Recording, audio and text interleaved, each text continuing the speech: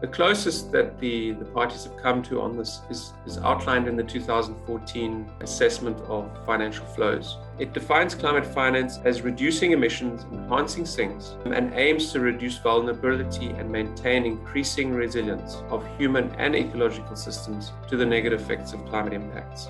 There's not necessarily an agreed definition, but it is a good definition to keep in mind when understanding and trying to define what is actual climate finance. What is finance needed to address climate?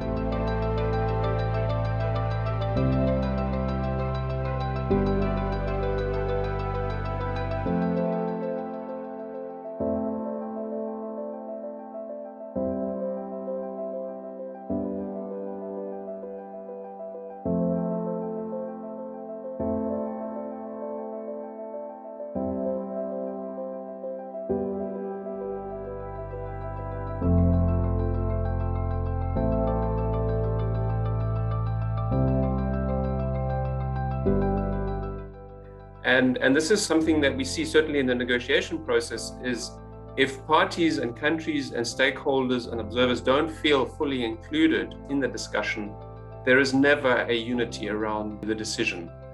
And so it's really important to create that community space where it allows for all to contribute. We consider financing as an essential and among the most critical components of our efforts to build resilience against climate risks. And we are looking at this or doing the work on accessing finance in line with our efforts to formulate good policies and drawing up investment plans and government roadmaps and strategies.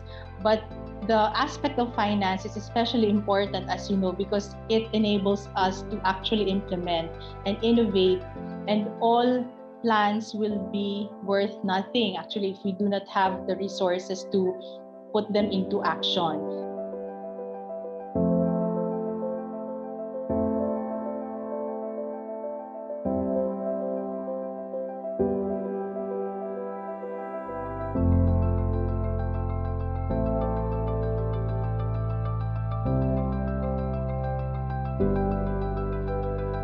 Our role in the national government will be to continue the work on harmonizing the data so that the work is science and evidence-based, and we will need also the support of local governments to bring in the ground knowledge and the local context.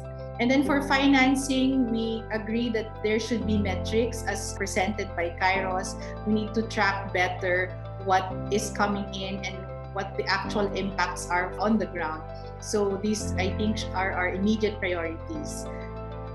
I think a general comment is that accountability and access a climate finance ecosystem, we should strive for a symbiotic relationship between the two of them. Globally, there is massive over-reporting of climate change financing, particularly on adaptation, as could be seen on OECD reporting by developed countries. Nationally, we are missing a lot because we also have a lot of over-reporting.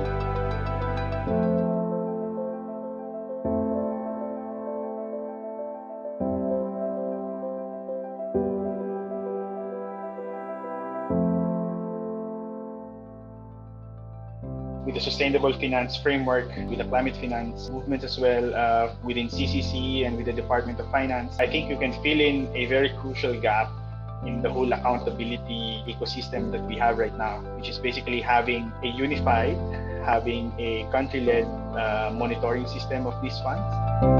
Overall, I think what the COVID crisis has done for the disaster risk finance debate is to firstly boost government's attention and demand for needs-responsive pre-arranged financing, as well as for proactive risk planning, and to also heighten vulnerable country governments and the international community's attention to the issue of confounding risk.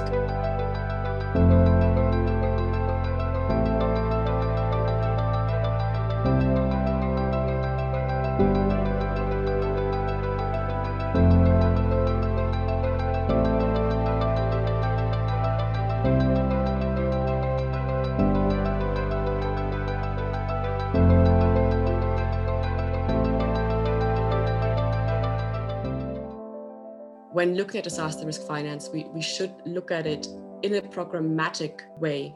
in a way that it can create spillover effects, that it can capitalize, or basically, let's say, accelerate and advance risk reduction and adaptation actions, and mainstream that into overall development as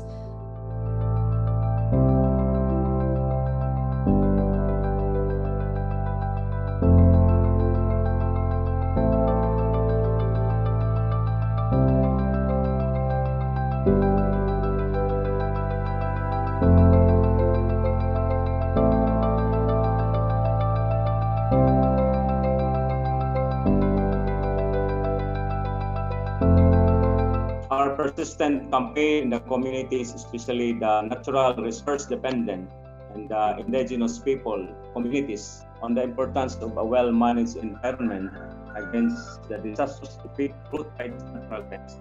Help them to understand the bigger role the community has to from being resource users to be good resource managers. Thus, nowadays, community receptiveness to environmental program is getting better, but still support mechanism. That financial support from the national government and other cooperating agencies are needed for the LGU to implement adaptive measures to cushion impact of climate change.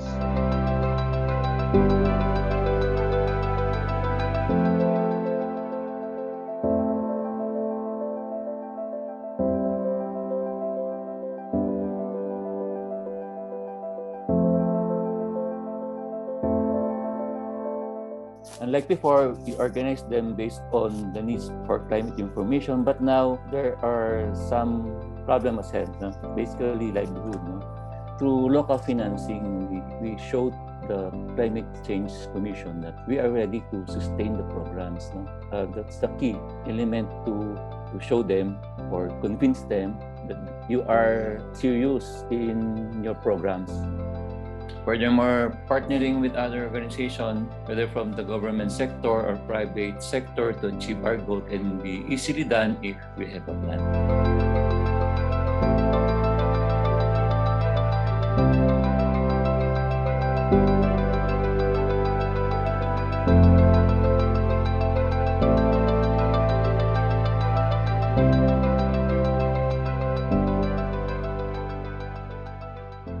During the advent of COVID-19, we find it as one of our opportunities. The lecturers of the Siargao Climate Field School bring the programs on air through the Radio Kabakawan, and then we discuss on how to address food security and the usage of climatological data. In proposing climate-related theme project, we shall never forget to revisit the provincial directions, the provincial and municipal development plans and recommendations of the different development sectors in order for us to come up with a proposal that will give better impact to the community. We do not just plan ahead, but we plan as one with the community.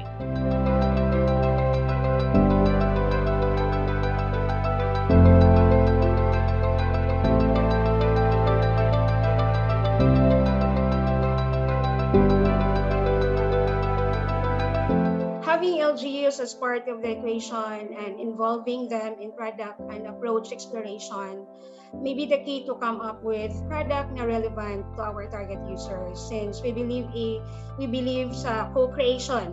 And this is because yung LGU natin, they are more familiar kung ano yung mga specific needs of their areas. Data is vital and relevant in developing a product. Second is, no matter how sexy and appealing a product we develop, but if the target user lacks awareness and it's not accessible to them, the product will be useless and our effort will be wasted. The key drivers for policy development and implementation involve locally or regionally driven multi-actor coordination or collaboration, coupled with key institutional support at the high level engagement, with an effective resource mobilization using development funds anchored on sound science and evidence for climate action. We are the real protagonists in the story. Indeed, we are the ones who are adapting to the two new normals. And we try to find what resonates and reverberates for each of us as we navigate the pressing work on climate while drawing on what the pandemic has shown us to be critical consideration for a green recovery